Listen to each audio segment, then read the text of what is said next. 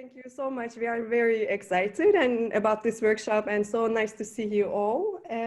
So good morning to some of you, good afternoon and good evening. It's such a nice like variety of time zones we have. And so I will very briefly introduce you to this workshop. So why we thought there is a need to do such a workshop, and also just very quickly walk you through the relevant concepts. And before doing that, we would like to tell very short things about ourselves. So I am Nazli, the third face in this picture. And I'm a senior researcher at Amsterdam University of Applied Sciences currently. And my research expertise is on AI embedded products and how we can design them better for human empowerment, especially in the smart city context.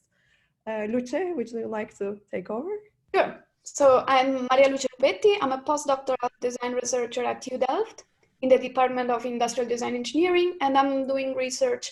I'm also part of the AI Tech Group, which is a multi-faculty research initiative on, let's say, ethics of AI and intelligent autonomous systems. So I'm trying to bring some design and critical design methods into that field. And Cristina?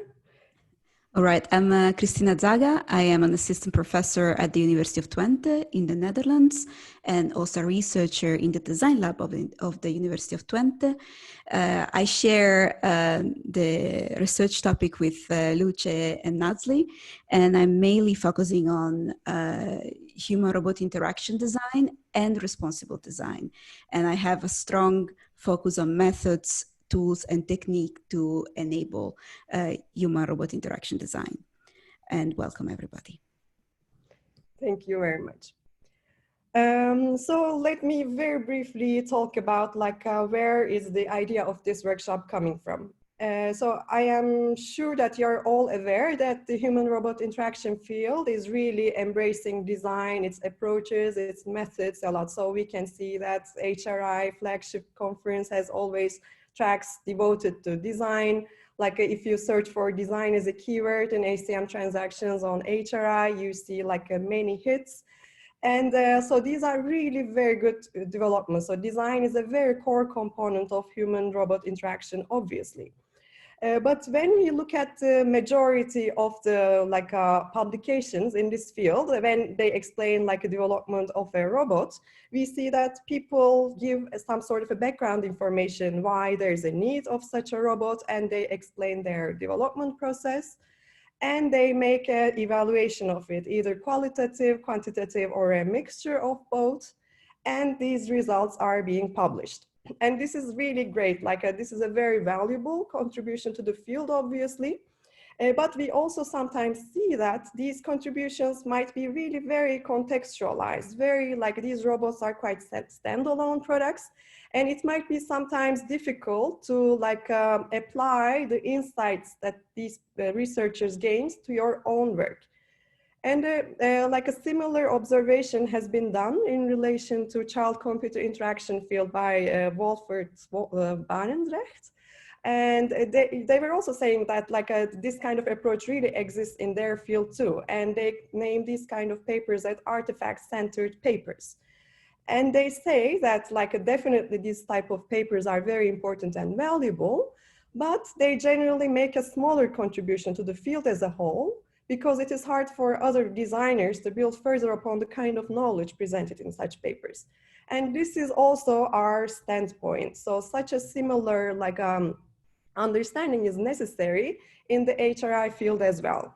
And for that, we think that intermediate level knowledge has such a big potential to start a conversation on what HRI design epistemology is and also could be, and also how to evaluate the quality of the knowledge produced by design practices in this field as well.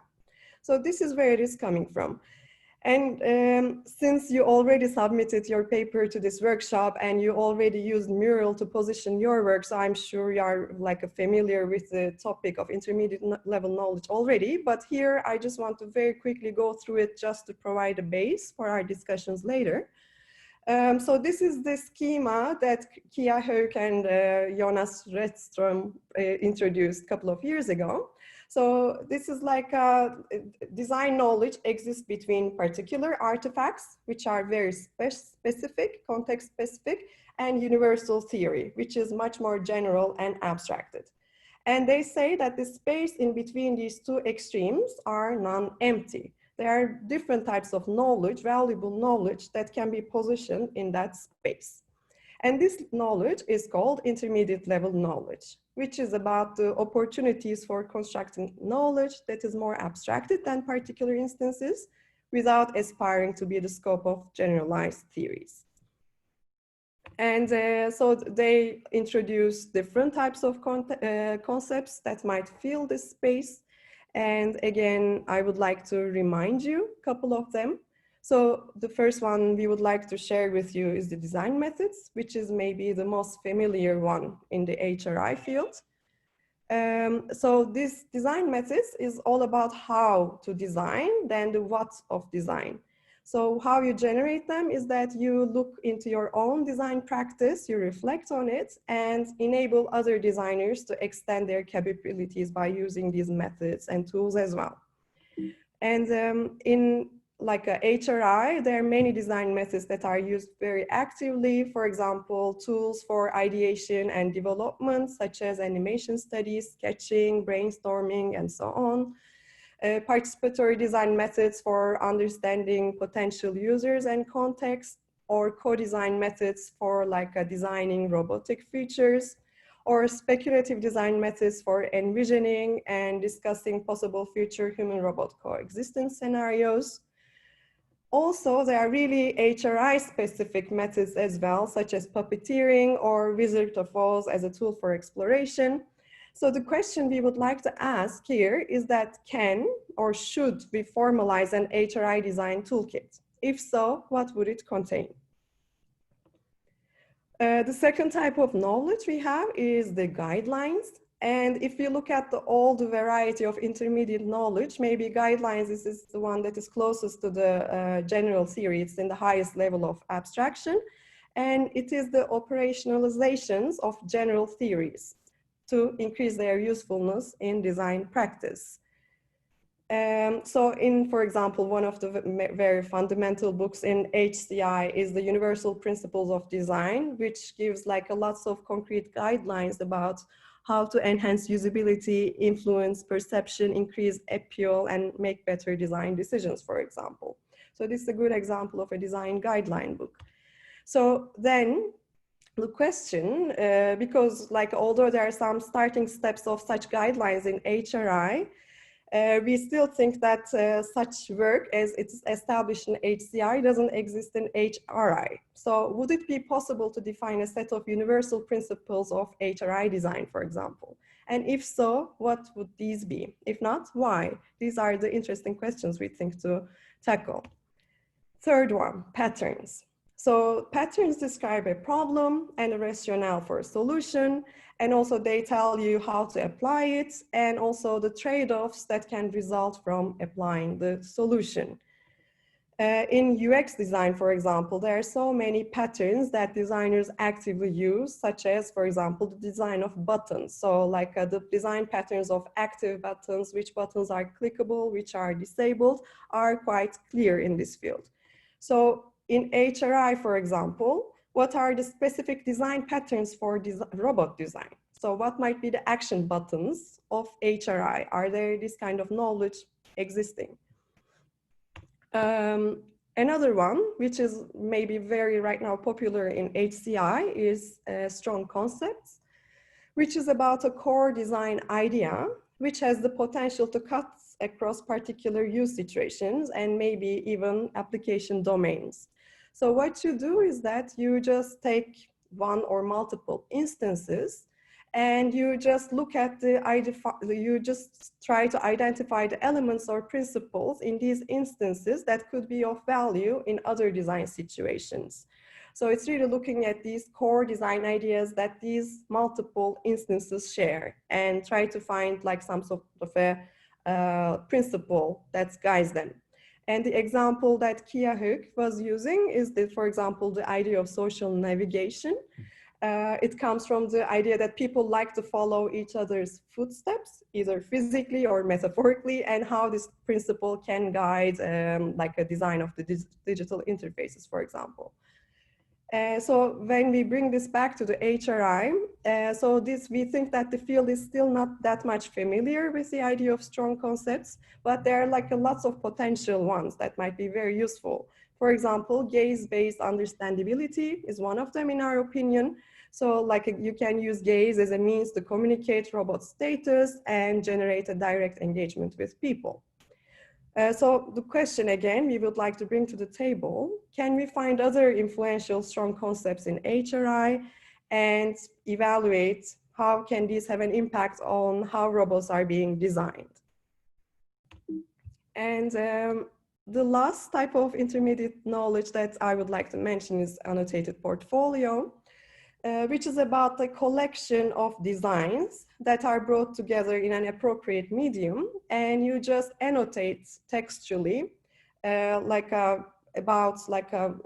what is characteristics about them, and they are really interrelated to each other. They partly build on each other. So you just combine this portfolio with a certain intention and you annotate it. And we think that is a really beautiful way of communicating designerly knowledge. And the paper that introduced this concept by Bill Gaver and John Bowers, they talk about their work in the Interaction Research Studio. And so we really would like to invite again people to think along these lines in HRI field as well. So for example, annotated portfolios could be very fruitful to introduce the cross-cultural trends and factors in robot design, emerging human-robot relational paradigms, experiential qualities, and strong concepts related to robots. So this is very basically a quick summary, and these are the concepts that will be coming up quite often in this workshop. And then I would like to bring the focus to this workshop again, and would like to give the floor to Luce. Yeah, thanks. So this was a bit to motivate and explain why we ended up proposing a workshop on this concept of intermediate level knowledge in HRI. So somehow we are trying to extend a bit what is the state-of-the-art knowledge in HRI by bridging it with the design discipline, because there is already designerly work in HRI. And so we want to explore perspectives, approaches, methods, tools, and techniques that falls within this topic. And we think that your work, the selected papers, are providing a contribution in this sense. So during the workshop, we are going to discuss broadly what HRI design epistemology is and how we can, again, evaluate and legitimate these kind of contributions. And can we go on? Yeah. And we are very happy. We were very happy to receive very diverse submissions. So the selected position papers are 14, and you can see them on the website. And we had 42 authors.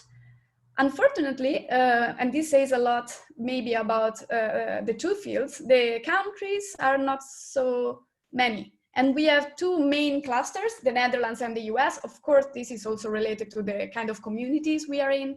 But I think we can put some effort in the future to also increase diversity and move forward.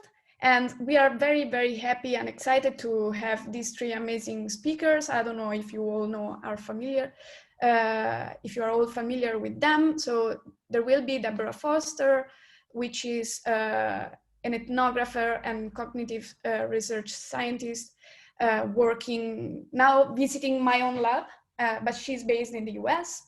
Then Guy Hoffman, who is a leading researcher in HRI and really intervened with the design discipline, and Ron Bakari, which is really from the design discipline.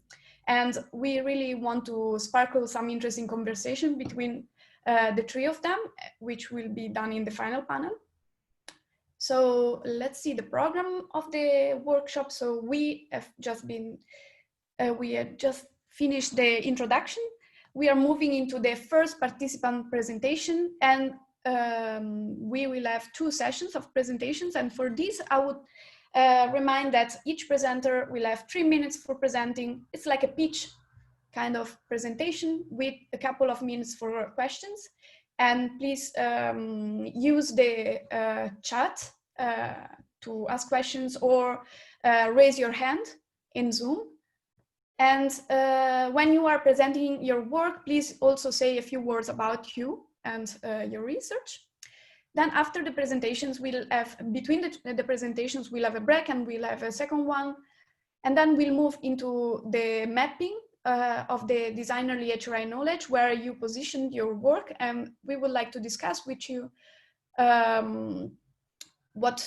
how and why you positioned your work. And also we prepared some brief questions, but we would like to have this as a small panels between the speakers that submitted the paper. So we'll break you into breakout rooms. And then after this, we'll have another break. And when we come back, we'll have the invited speakers. And we'll close with the panel and a little wrap up.